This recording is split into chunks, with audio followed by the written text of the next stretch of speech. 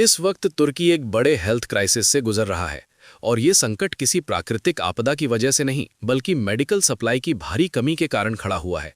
तुर्की इस समय दवाओं और ज़रूरी मेडिकल प्रोडक्ट्स की गंभीर शॉर्टेज का सामना कर रहा है।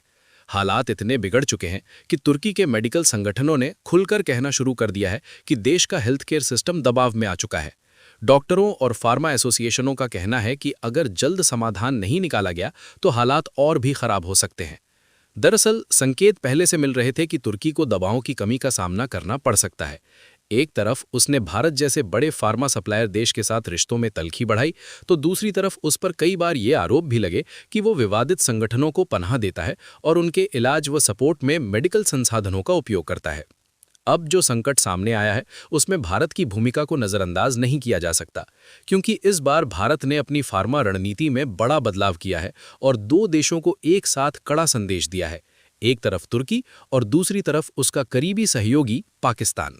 आपको शायद ये जानकारी ना हो कि तुर्की लंबे समय से इंडियन फार्मास्यूटिकल प्रोडक्ट्स का एक अहम डेस्टिनेशन रहा है। हर साल तुर्की भारत से करोड़ों डॉलर की जेनेरिक दवाइयां और मेडिकल सप्लाई आयात करता रहा है, लेकिन अब हालात बदलते दिखाई दे रहे हैं। भारत ने तुर्की के लिए भेजी जाने वाली कई जेनेरिक दवाओं की शिपमेंट रोक दी है और इन्हें दूसरे देशों की ओर डाइवर्ट करने का फैसला लिया है। खास तौर पर अफगानिस्तान को प्राथमिकता दी जा रही है, जहां हाल ही में फार्मा सहयोग को लेकर नया समझौता हुआ है। अगर हम थोड़ा पीछे जाएं तो पिछले साल 14 फरवरी को तुर्की के राष्ट्रपति रजब तैयब एर्दोवान पाकिस्तान की राजधानी इस्लामाबाद पहुंचे थे। वहां मंच से उन्होंने कश्मीर मुद्दे पर बयान दिया, जिसने भारत तुर्की संबंधों में खटास पैदा कर दी। उनके साथ तुर्की के विदेश मंत्री हाकन फिदान भी मौजूद थे। एर्दोवान ने कश्मीर को लेकर पाकिस्तान के समर्थन में खुलकर बात की और कहा कि तुर्की अपने छोटे भाई के साथ खड़ा रहेगा। भारत ने इसे अपने आंतरिक मामले में हस्तक्षेप के रूप में देखा। इसके बाद दोनों देशों के व्यापारिक आंकड़ों में बदलाव दिखना शुरू हुआ। 2022-23 के वित्तीय वर्ष में भारत ने तुर्की को लगभग 138 मिलियन डॉलर की दवाइयां निर्यात की थी। 2023-24 में इसमें करीब 18% की गिरावट आई और आंकड़ा लगभग 112 मिलियन डॉलर पर आ गया। 2024-25 में भी गिरावट जारी रही और निर्यात लगभग 98 मिलियन डॉलर तक सिमट गया। 2025-26 के पूरे आंकड़े अभी सामने नहीं आए हैं, लेकिन जिस तरह भारत ने जेनेरिक दवाओं की सप्लाई को अन्य बाजारों की ओर मोड़ना शुरू किया है, उससे संकेत मिलते हैं कि तुर्की को होने वाला निर्यात और कम हो सकता है। भारत ने हाल ही में अफगानिस्तान के साथ फार्मा सेक्टर में सहयोग बढ़ाने का निर्णय लिया है। इस समझौते के तहत भारत वहां पहले से अधिक मात्रा में सस्ती और भरोसेमंद जेनेरिक दवाइयां भेजेगा। दूसरी ओर खबरें ये भी कहती हैं कि अफगानिस्तान ने पाकिस्तान से दवाओं की खरीद कम कर दी है। ऐसे में भारत के लिए ये एक रणनीतिक और आर्थिक दोनों तरह का कदम माना जा रहा है। ये भी ध्यान देने वाली बात है कि तुर्की को सप्लाई कम होने का मतलब ये नहीं कि भारत का कुल फार्मा निर्यात घट रहा है। भारत के पास अन्य उभरते बाजारों तक मजबूत पहुंच है। ब्राजील और नाइजीरिया जैसे देश लंबे समय से भारत से अधिक मेडिकल सप्लाई की मांग कर रहे थे। अब संकेत मिल रहे हैं कि भारत इन बाजारों में अपनी उपस्थिति और मजबूत करने जा रहा है।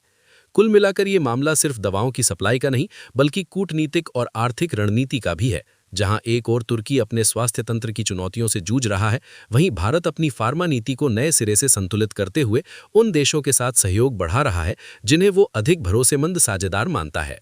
भारत ने अब अपने फार्मा एक्सपोर्ट को नई दिशा देना शुरू कर दिया है और तैयारी इस बात की है कि आने वाले समय में नाइजीरिया और ब्राजील जैसे बड़े बाजारों में दवाओं का निर्यात बढ़ाकर लगभग 20 बिलियन डॉलर के स्तर तक पहुंचाया जाए। आपको बता दें कि भारत दुनिया का तीसरा सबसे बड़ा फार्मास्यूटिकल उत्पादक देश है और जेनेरिक दवाओं के मामले में तो उसे फार्मेसी ऑफ द वर्ल्ड कहा जाता है। तुर्की भी उन देशों में शामिल रहा है जो बड़ी मात्रा में भारतीय दवाओं पर निर्भर रहे हैं। हर साल भारत तुर्की को सैकड़ों करोड़ रुपए की जेनेरिक दवाइयां निर्यात करता रहा है। इन दवाओं में एंटीबायोटिक्स, संक्रमण रोधी दवाएं, इंजेक्शन, विटामिन, हार्मोन आधारित दवाइयां और यहां तक कि कैंसर उपचार से जुड़ी मेडिसिन भी शामिल रही हैं। भारतीय दवाओं की खासियत ये रही है कि वे किफ़ायती होने के साथ साथ गुणवत्ता के अंतर्राष्ट्रीय मानकों पर भी खरी उतरती हैं। लेकिन जब तुर्की के राष्ट्रपति रजब तैयब एर्दोवान ने कश्मीर के समर्थन में बयान दिया, तब हालात बदलते नजर आए। खबरों के अनुसार भारत से तुर्की को जाने वाली दवाओं की सप्लाई की रफ्तार अचानक धीमी पड़ गई। पिछले कुछ महीनों में जेनेरिक दवाओं की शिपमेंट में गिरावट देखी गई और तुर्की के अस्पतालों में दवा संकट की चर्चा तेज हो गई। फिलहाल तुर्की यूरोप के कुछ देशों से दवाएं खरीद रहा है, लेकिन वहां से मिलने वाली मेडिसिन भारतीय दवाओं की तुलना में काफी महंगी पड़ रही हैं। इसका सीधा असर वहां की स्वास्थ्य व्यवस्था और आम जनता की जेब पर पड़ रहा है। तुर्की की अर्थव्यवस्था पहले से ही महंगाई और मुद्रा संकट के दबाव में है। ऐसे में महंगी दवाएं एक अतिरिक्त बोझ बनती जा रही हैं। अब सवाल उठता है कि क्या उस बयान की कीमत तुर्की को समझ आ रही होगी? क्योंकि अंतर्राष्ट्रीय राजनीति में शब्दों का महत्व बहुत बड़ा होता है। एक बयान कई बार वर्षों पुराने कूटनीतिक संतुलन को बिगाड़ सकता है। भारत ने इस पूरे मामले पर खुलकर ज्यादा प्रतिक्रिया नहीं दी, लेकिन कई बार चुप्पी भी एक सशक्त संदेश होती है।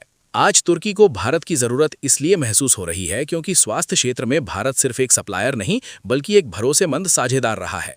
लेकिन रिश्ते भरोसे पर टिके होते हैं और जब भरोसा कमजोर होता है तो व्यापार भी प्रभावित होता है। तुर्की में दवाओं की कमी अब खुलकर सामने आने लगी है। फार्मेसियों में कई जरूरी जेनेरिक मेडिसिन तेजी से आउट ऑफ स्टॉक हो रही हैं। कई शहरों में मरीजों को एक ही दवा के लिए अलग अलग मेडिकल स्टोर के चक्कर लगाने पड़ रहे हैं। अस्पतालों पर दबाव बढ़ रहा है क्योंकि सस्ती भारतीय दवाओं के विकल्प के तौर पर महंगे प्रोडक्ट लेने पड़ रहे हैं। स्थिति धीरे धीरे मेडिकल क्राइसिस का रूप ले रही है और यदि सप्लाई चेन जल्द स्थिर नहीं हुई तो संकट और गहरा सकता है। अब विकल्पों की बात करें तो पहला विकल्प यूरोप है, लेकिन वहां से आने वाली दवाएं महंगी हैं। दूसरा नाम पाकिस्तान का आता है, लेकिन पाकिस्तान खुद आर्थिक संकट, विदेशी मुद्रा की कमी और सीमित फार्मा उत्पादन क्षमता से जूझ रहा है। वो ना तो भारत जितनी मात्रा में जेनेरिक दवाइयां बना सकता है और ना ही उतनी स्थिर और सस्ती सप्लाई दे सकता है। अगर कोई सहायता मिल भी जाए तो वो सीमित और अस्थायी ही होगी। यानी तुर्की के पास विकल्प तो मौजूद हैं, लेकिन मजबूत, सस्ते और भरोसेमंद विकल्प बेहद कम है और यही इस पूरे संकट की असली जड़ मानी जा रही है। अब आप बताइए, क्या भारत ने तुर्की को जेनेरिक मेडिसिन की शिपमेंट कम करके सही रणनीति अपनाई या नहीं? अपनी राय कमेंट में जरूर साझा करें। वीडियो को लाइक करें और अपने दोस्तों तक शेयर करें ताकि वे भी इस मुद्दे को समझ सकें। ऐसे ही जानकारीपूर्ण वीडियो देखने के लिए चैनल को सब्सक्राइब करें और बेल आइकन को ऑल पर जरूर सेट करें। जय श्री राम।